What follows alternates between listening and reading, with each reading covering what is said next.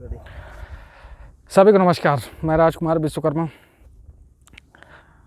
एक तरफ बेरोजगारी का आलम है तो दूसरी तरफ कहीं ना कहीं पर आमाडांड खुली खदान परियोजना के शुरू होने का लगभग यहाँ के लोग इंतज़ार कर रहे हैं। इंतज़ार भी कैसा, आपको पता होगा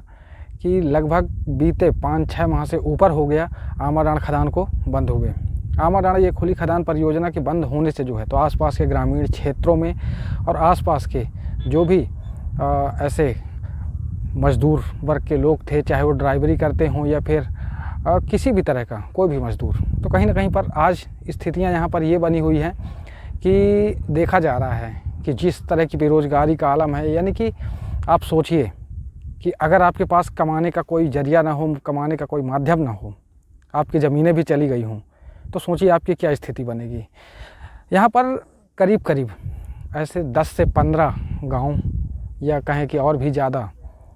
धीरे धीरे करके आज लोगों को सिर्फ़ और सिर्फ इस बात का इंतज़ार है कि आमाडांड खुली खदान परियोजना एक बार फिर से शुरू होगी और हम जो है फिर से अपने काम को कर रहे होंगे, जिससे हमारा जीवन यापन चलेगा। एक बहुत बड़ा सवाल है कि आखिर इतने महीनों से अगर यह खदान बंद पड़ी है तो क्यों। कहीं ना कहीं पर या तो यह देखा जाए कि मैनेजमेंट सीधा किसानों से बात नहीं कर पा रहा है, क्योंकि एक तरफ ट्रेड यूनियन ने भी काफ़ी हद तक प्रयास किया कि इस आमाडांड खुली खदान परियोजना को पुनः से शुरू किया जाए। दूसरी तरफ ग्रामीण वासियों का भी यहाँ पर कहना यह है कि अगर प्रबंधन बात करना चाहता है तो हमसे करे,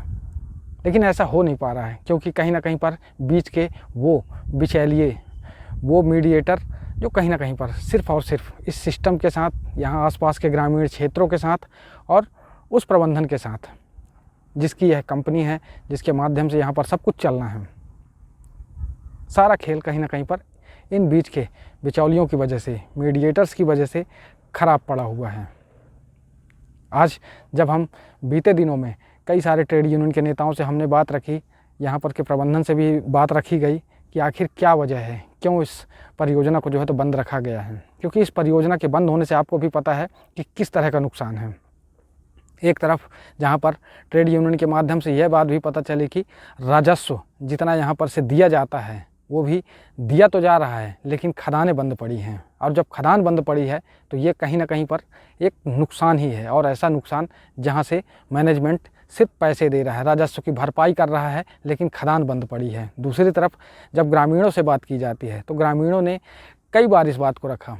कि जो सिस्टम कहता है, जितनी नौकरियाँ कही गई थी वो नौकरियाँ पहले दे दी जाएं, उसके बाद इस खुली खदान को फिर से चालू किया जाए। तो आमाडांड उस ओपन कास्ट माइंस को लेकर के तरह तरह की बातें जो है तो लगातार सामने आ रही हैं। दूसरी तरफ आप देख रहे होंगे कि कहीं ना कहीं पर एक तरफ जब ठेका मज़दूरों की बात आ रही है, ठेका मज़दूरों ने भी एक बात रखी कि बाकायदा जो सिस्टम हमारे लिए गवर्नमेंट ने लागू कर रखा है उस सिस्टम पर ही यहाँ पर भी काम होना चाहिए। जैसे ही खदान का काम शुरू होता है तो यहाँ पर उसी सिस्टम के आधार पर, जो कि गवर्नमेंट ने बाकायदा राजपत्र में जारी कर रखा है, उनके स्किल्ड वेजेस के आधार पर पेमेंट भुगतान और जो उनकी बुनियादी सुविधाएं होती हैं। जैसे कि आपको पता होगा कि अगर हम किसी माइंस में काम कर रहे हैं तो वहाँ पर एक सिस्टम बनाया जाता है। आपको भी पता है कि अगर किसी भी मज़दूर को हम यहाँ पर काम दे रहे हैं तो चाहे ड्राइवरी का हो या फिर कोयला खनन का काम हो या कोई भी ऐसा काम, तो उसके लिए उसकी बीटीसी, मेडिकल सुविधा और भी कुछ सुविधाएं होती हैं जिन्हें लेकर के इन्होंने इस बात को रखा है, और ये सुविधाएं उन्हें मुझे भी लगता है कि मिलनी ही चाहिए, क्योंकि सिस्टम तो यही कहता है। दूसरी तरफ ट्रेड यूनियंस की बात जब आती है तो इस खदान को लेकर के ट्रेड यूनियन, यानी कि कहा जाए कि हमारे जमुना कोतमा क्षेत्र के समस्त ट्रेड यूनियन एक तरफ हो करके कहीं ना कहीं पर इस बात को लेकर के लगातार सामने आ रहे हैं कि किसी भी माध्यम से कैसे भी इस खदान का शुरू होना बहुत ही आवश्यक है। इसलिए आवश्यक है क्योंकि कहीं ना कहीं पर यहाँ पर सिर्फ ठेका मजदूर ही बेरोज़गार नहीं बैठे हैं, बल्कि जो लोग यहाँ पर काम कर रहे थे कहीं ना कहीं पर उन्हें भी कुछ लोगों को बैठा दिया गया। और साथ ही जब खदान ही बंद पड़ी है तो सोचिए कैसी नौकरी और कैसी चाकरी और किस तरह का जीवन यापन। तो कहीं ना कहीं पर इस तरह के लगातार सवाल हमारे सामने आ रहे हैं। अब देखना यह है कि आगे जो है तो किस तरह की स्थितियां बनने वाली हैं। हाँ, दूसरी तरफ एक बात और सामने आई, आपको बता दूं जानकारी के लिए कि इसी जनवरी के माह में एक तरफ जहां पर ठेका मजदूरों ने, यानी कि ठेका कंपनियों के अंतर्गत काम करने वाले वो ड्राइवर जो हर तरह की गाड़ियाँ यहाँ पर चला रहे होते हैं, जिसमें ऑपरेटर हैं, उनके हेल्पर हैं। दूसरी तरफ एक विसंगति और कि जो ठेका मजदूरी करने वाले लोग, चाहे कोयला खनन के हों या कोई भी ऐसा मजदूर, तो उन्होंने भी इस बात को बाकायदा रखा है कि जो सिस्टम हमारे लिए बनाया गया उसी सिस्टम पर हमसे काम कराया जाए और जो वेतनमान है वो हमें दिया जाए। इसके लिए ठेका मजदूरों ने एक हड़ताल सुनिश्चित की, चक्का जाम जैसी स्थितियां सुनिश्चित की और इसी बात को लेकर के कि जो गवर्नमेंट ने हमारे लिए जितने वेतनमान, जो हमारा ड्यूटी करने का जो समय है, हमारी कार्यप्रणाली है, वो उसी हिसाब से चलनी चाहिए और वो सारी सुविधाएं जो प्रबंधन को देनी चाहिए वो बाकायदा उन्हें मिलनी चाहिए। जब बात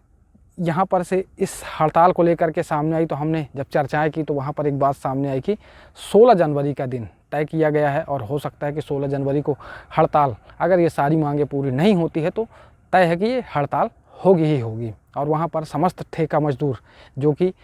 किसी न किसी श्रमिक संगठन से जुड़े हैं या नहीं भी जुड़े हैं, वो इस हड़ताल का हिस्सा बनेंगे। अब रही बात इन श्रमिक संगठनों की, यानी कि समस्त ट्रेड यूनियन, उन्होंने भी एक बात की चेतावनी दी कि अगर आमा डाँड़ खदान परियोजना पुणे से शुरू नहीं होती है तो 18 जनवरी को NH43,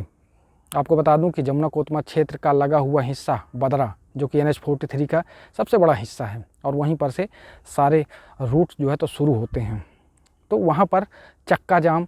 हड़ताल जैसी स्थितियाँ बनाने की तैयारी चल रही हैं अगर इस खदान को पुणे से चालू नहीं किया जाता। अब सवाल यह उठता है कि इस खदान के पीछे आखिर कौन सा ऐसा रहस्य छिपा हुआ है या कौन सी ऐसी बात है जिसकी वजह से इसे अभी तक चालू नहीं किया गया है। तो कहीं ना कहीं पर कुछ न कुछ बात तो है